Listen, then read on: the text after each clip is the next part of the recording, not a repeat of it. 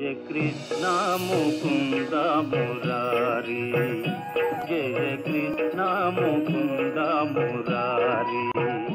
హే కృష్ణ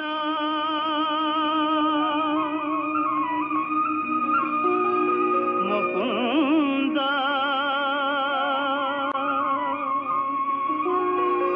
మురారి,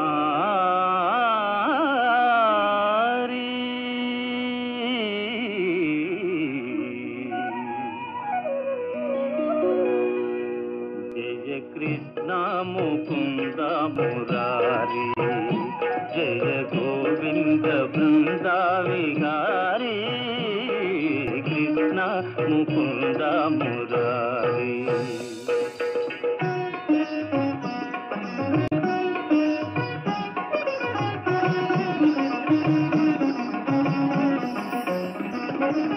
దేవకి పంట వసుదేవు వెంట, దేవకి పంట వసుదేవు వెంట, యమునను నదిరేయి దాటితి వంట.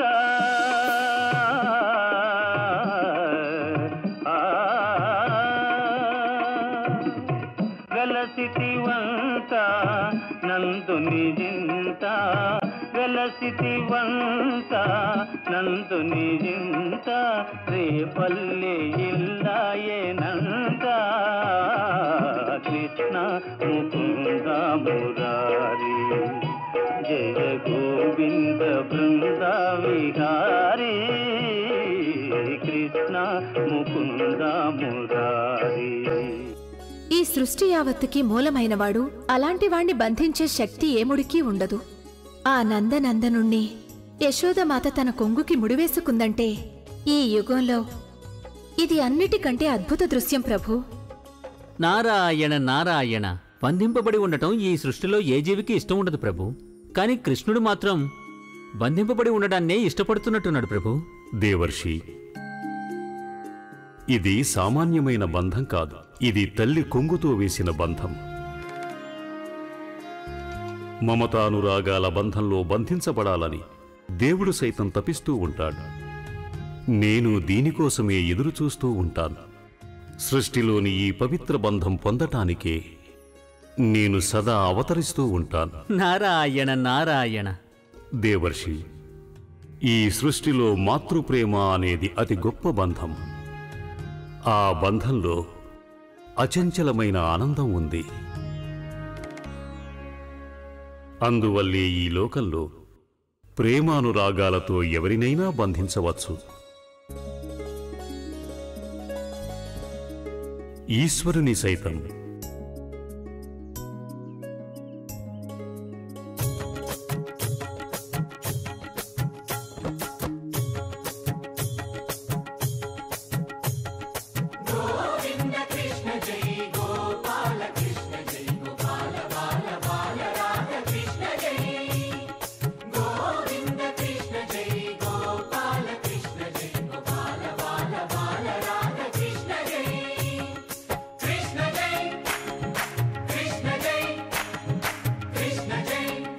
బాలకృష్ణ జై.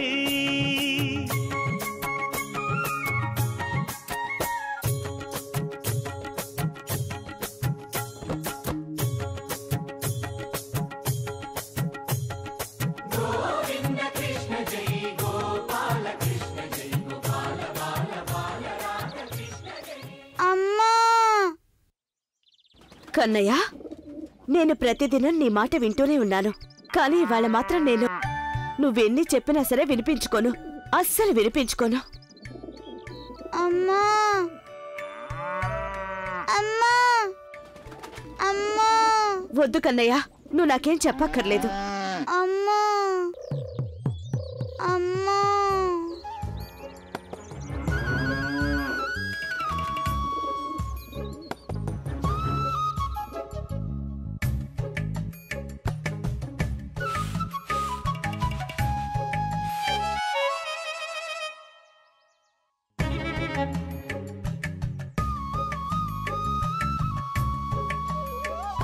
చిన్నా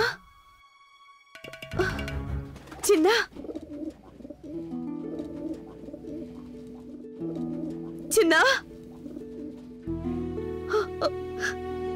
అయ్యయ్యో నా చిన్న, ఆకలితో శోషొచ్చింది. నేనెంత చెడ్డ తల్లిని. తను నీలా కట్టి పడేశాను. నా వెన్నంటే తిరుగుతున్నాడు పాపం. నేను తనకి వెన్న ముద్ద కూడా తినిపించలేదు. అయినా ఇదంతా ఆ గోపికల తప్పే. వాళ్ళు తమ దూడల్ని సరిగా కట్టుకోకపోగా తప్పంతా మా చిన్న నెత్తిన రుద్దారు.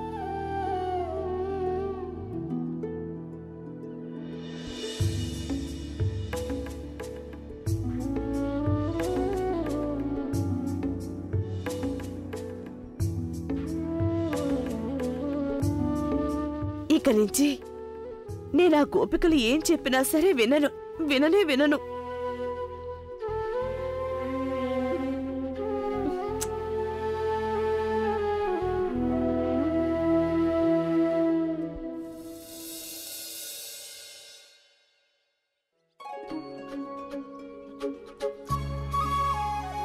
అమ్మా, నేను నీకు ముందే చెప్పానుగా, కృష్ణయ్య ఈ బంధం ఎప్పటికీ విడిపోనివ్వడని. అలాగే కృష్ణుడు తన మాట నిలబెట్టుకున్నాడు.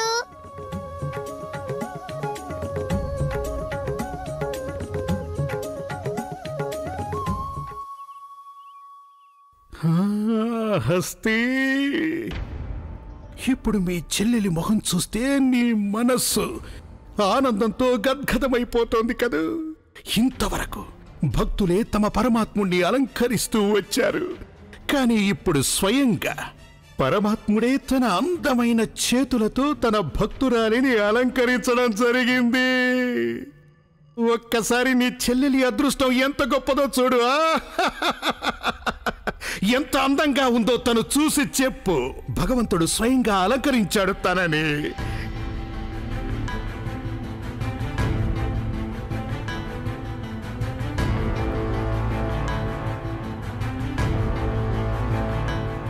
నాకర్థమైంది హస్తి. నీ చెల్లెలి అందం చూసి నువ్వు తట్టుకోలేక నిర్ఘాంతపోయావు. అయినా భగవంతుడు స్వయంగా ప్రశ్నించినప్పుడు మిగతావన్నీ మర్చిపోయి అన్నింటికంటే ముందు ఆ ప్రశ్నకు సమాధానం చెప్పాలి. చెప్పు మరి, ఎలా కనిపిస్తోంది తను?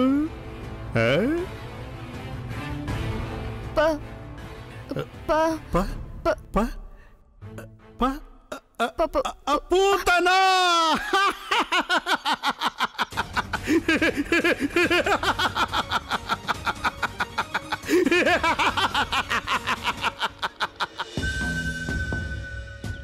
మిత్రులము మేమంతా, ఎదురులేని మిత్రులం మేము. మిత్రులము మేమంతా, ఎదురులేని మిత్రులము. మిత్రులము మేమంతా. అమ్మ కారణంగా నేను రావడానికి చాలా ఆలస్యమైంది. అమ్మకి ఏమాత్రం కొంచెం కూడా తెలీదు నేను నా మిత్రులని కలుస్తానని. మిత్రులము మేమంతా, ఎదురులేని మిత్రులం.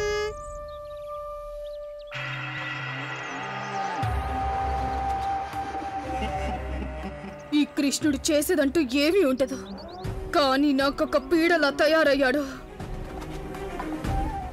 నేను వెంటనే పూనుకొని తీరాలి, లేదంటే నా మార్గానికి పెద్ద ఆటంకమైపోతాడు వీడు. పూతనా అంటే నీ ఉద్దేశంలో కంస పరమాత్మునికి అలంకరించడం చేత కాదనిగా, లేక ఈ కంస పరమాత్ముడు చేసిన అలంకారం వల్లే తను పూతనలా కనిపిస్తోంది అంటావా? కాదు కదా, కాదు పరమాత్మ. కాదు పరమాత్మనా? మరి తను పూతనలా ఎందుకు కనిపిస్తోంది? నీకు తెలీదా? నేను తెలియజెప్తాను.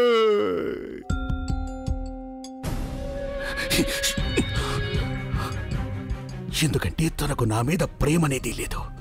భర్తని తన పరమాత్మునిగా భావించి ప్రేమించని ఆడది ఎవరైనా సరే అంతరంగంలో ఇంత కురూపులై ఉంటారు. ఇదే తన నిజమైన స్వరూపం. ఇన్నాళ్ళు దాచి ఉంచిన తన అంతరంగ రూపం ఇది.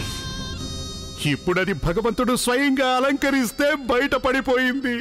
ప్రాప్తి, నీ అమాయకమైన ముఖం వెనక దాగి ఉన్న నిజమైన స్వరూపం ఈ పూతన రూపమే. ప్రాప్తే, పూతన ఏం కాబోతోందో తెలుసా నీకు? ఈ కంస పరమాత్ముని కృప వల్ల పూతన హతం కాబోతోంది. నువ్వు గనక ఇంకోసారి దేవకి మీద జాలి గనక పడితే ఏమవుతుందో తెలుసా?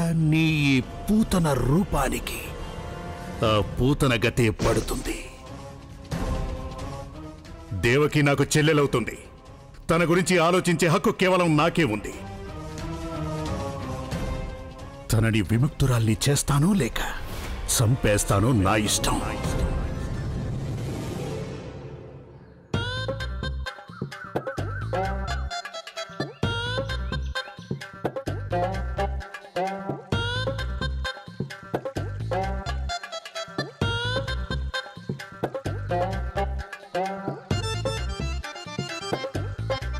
జీవక, ఇవాళ కృష్ణుడు మీ ఎదుటున్నా మీరు మౌనంగా ఉన్నారే? మధు, మంగళ, కృష్ణుడు మిమ్మల్ని ఏదో అడుగుతున్నాడు. చెప్పండి, నోరు విప్పి చెప్పరే. మిత్రులారా, ఇదేంటి, మీరు నా మీద కోపంగా ఉన్నారా? లేదంటే అలా మీరంతా మొహాలు ముడుచుకొని కూర్చున్నారే, ఏదో మీరు గుంజీలు తీసినట్టు?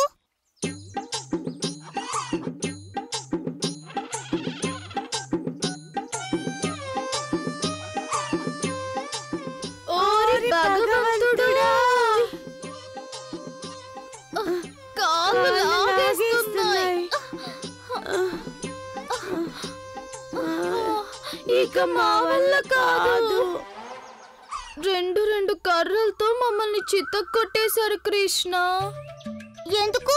ఆ గోపికల వల్లే వాళ్ళ దూడల్ని ఎందుకు విప్పేశారు అంటూ మా అమ్మలు మమ్మల్ని బాగా చిత్తకొట్టేశారు. అలా సుధాముణ్ణి చూడు, పాపం వాడు లేచి నిలబడలేకపోతున్నాడు. అవునా? ఏంటి సుధామా, అసలేమైంది నీకు?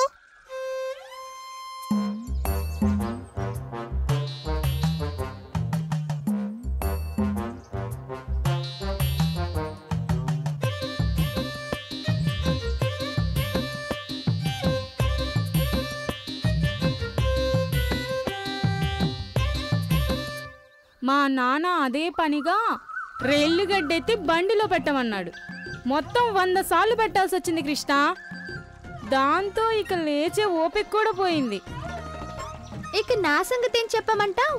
ఆ గోపికలు నా చేత అదే పనిగా పరుగులు పెట్టించారు. నిన్నటి నుంచి నేను పరుగులు తీస్తూనే ఉన్నాను. ఏం చెప్పమంటావు? చాలా నొప్పిగా ఉంది.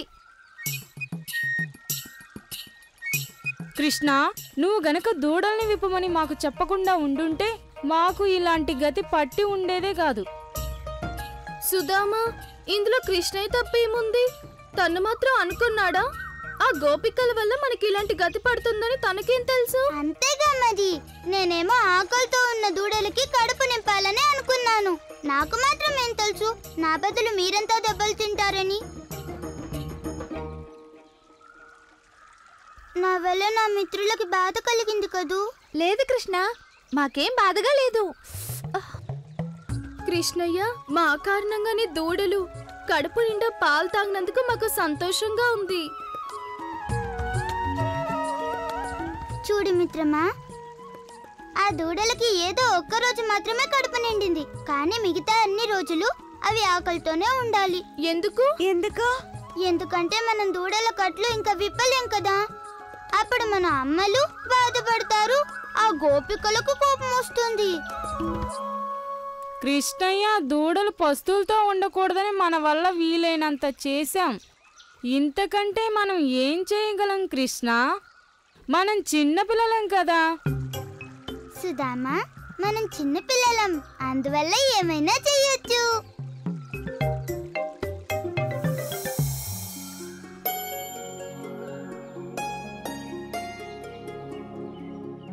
రోహిణి అక్క, సంతానం అంటూ లేకపోతే ఆడదాని జీవితానికి పరిపూర్ణతే ఉండదు కదా.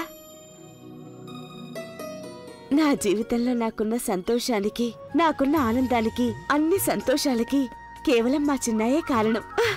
యశోద, మన కృష్ణయ్య నిజంగా అంత గొప్పవాడే. తనని చూస్తే చాలు, జీవితంలో ఉన్న అన్ని బాధలు ఆనందంగా మర్చిపోతాం. సరిగ్గా చెప్పావు రోహిణి అక్క. మా చిన్న నా కళ్ళకి ఒక్క క్షణం కనిపించకపోయినా సరే నాకు నా జీవితమే అర్ధరహితమా అనిపిస్తుంది. నాకు నా కృష్ణయ్యే ఈ లోకం. ఒకటి చెప్పనాక ఈ మధ్య చాలా పెద్ద పెద్ద మాటలు మాట్లాడుతున్నాడు. నాకేం చెప్పాడంటే, అమ్మా గోవుల పాల మీద మొదటి హక్కు దూడలకే ఉండాలి అని. ఇప్పటి నుంచే హక్కుల గురించి మాట్లాడుతున్నాడు. పెద్దయ్యాకేం చేస్తాడో ఏమో. పువ్వు పుట్టగానే పరిమళిస్తుందంటారు. ఇప్పుడు కృష్ణయ్య దూడల హక్కు గురించే మాట్లాడాడు.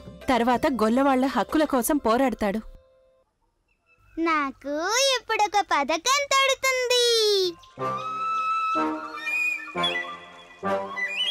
దానివల్ల దూడలు ఇక ఎన్నటికీ పస్తులు ఉండవసరమే లేదు.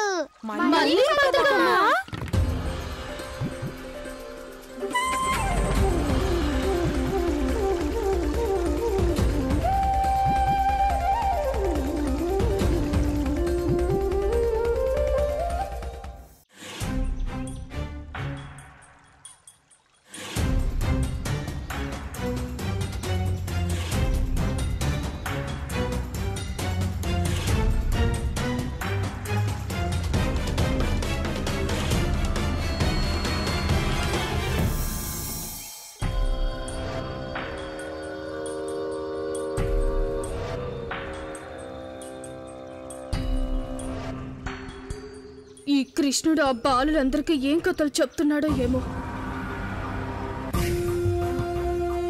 ఒకవేళ వీళ్ళని చూసేసారా ఏంటి?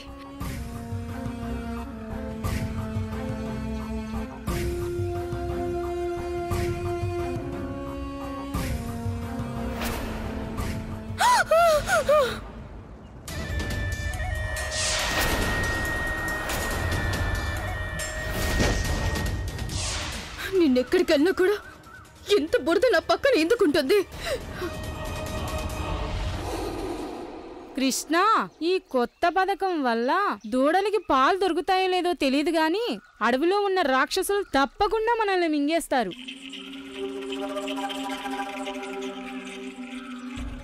మా నాన్న ఏం చెప్పాడంటే, ఈ నిర్మానుషమైన అడవుల్లో ఆ కంసుడి మాయల మారి అసురులు చాలా మంది ఉంటారంట. పిల్లలు కనబడగానే తినేస్తారట. కృష్ణ, నువ్వే పక్కనుండగా అసురుల గురించి ఎందుకు భయపడాలి? కానీ నిజంగానే వాళ్ళు మనల్ని తినేస్తే? కృష్ణయ్య, ఒకవేళ మనము వాళ్ళ నుంచి తప్పించుకున్నా మన ఇళ్లల్లో అమ్మా నాన్నకు తెలిసాక మనల్ని కట్టిపడేసి చావు కొడతారు. అందుకని మమ్మల్ని వదిలే కృష్ణయ్య. మంగళ, మా అమ్మ ఏం చెప్పిందంటే అది ధర్మ మార్గంలో మనకి ఒంటరిగానే వెళ్ళాల్సి వస్తుందని. కానీ నేనే అనేవాణ్ణి, నా మిత్రులు నన్ను ఒంటరిగా విడిచిపెట్టారని.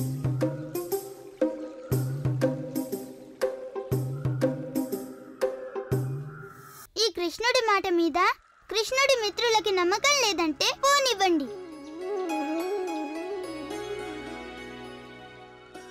మిత్రులం మేమంతా, మిత్రులం కృష్ణుడి మిత్రులం మేమంతా. భజరే నందగోపాల హరే, భజరే నందగోపాల హరే, భజరే నందగోపాల హరే, భజరే నందగోపాల హరే.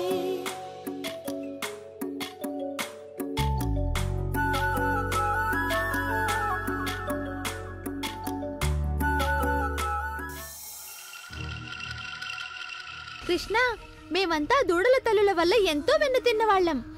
అందువల్ల ఇప్పుడు దూడలకి వాటి హక్కుని వాటికి అందేలా చేయవలసిన తరుణం వచ్చింది. అవును కృష్ణయ్య, మేమంతా నీతోనే ఉంటాం. అయితే నడవండి, ఆ చీకటి గుహలోకి పోదాం. రండి.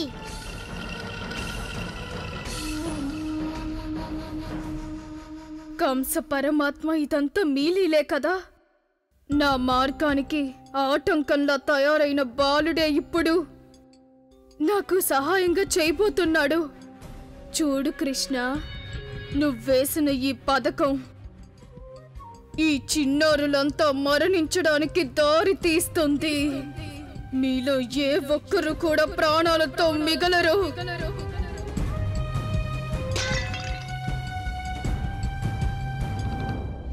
చిన్ని కృష్ణుణ్ణి చూస్తుంటే ఒక ఆశ చిగురిస్తుంది. ఇంతవరకు వసుదేవ మహారాజు చేయలేకపోయిన కార్యాన్ని కృష్ణుడు చేస్తాడనిపిస్తోంది. ఇక చిన్నయ్యే కంసుడి దురాగతాల నుంచి వజ్రపురి రాజ్యానికి విముక్తి కలిగిస్తాడేమో. పిన్నమ్మా పిన్నమ్మా, కృష్ణయ్య ఎక్కడున్నాడు? నేను తనకి ఈ రోజు ఒక కొత్త రకం బంతాట నేర్పిస్తాను. బలరామా, కృష్ణుడు నిద్రపోతున్నాడు. ఏంటి, ఇంకా నిద్రపోతున్నాడా ఇంత మధ్యాహ్నం వేళలో? పిన్నమ్మా, కృష్ణుడు ఎప్పుడూ నాకు చెప్తూ ఉండేవాడు, మధ్యాహ్నం పూట నిద్రపోవటం ఎలా సాకుగా చేసుకోవాలో చెప్పేవాడు. అలాంటప్పుడు తను ఇంత మిట్ట మధ్యాహ్నం వేళ ఎలా నిద్రపోతున్నాడు? పిన్నమ్మా, తను తప్పకుండా ఏదో అల్లరి పనికి పూనుకొనుంటాడు. నిద్రపోతూ అల్లరా? అమ్మా, తను కృష్ణుడు కదా, ఏమైనా చేయగలడు తను. బలరాం, నువ్వు నిజమే రోహిణి అక్క, బలరాముడు అంటున్నది నిజమే. కృష్ణుడు ఇంత పొద్దుపోయేదాకా పడుకోడు. నే చూసొస్తా. అయ్యో,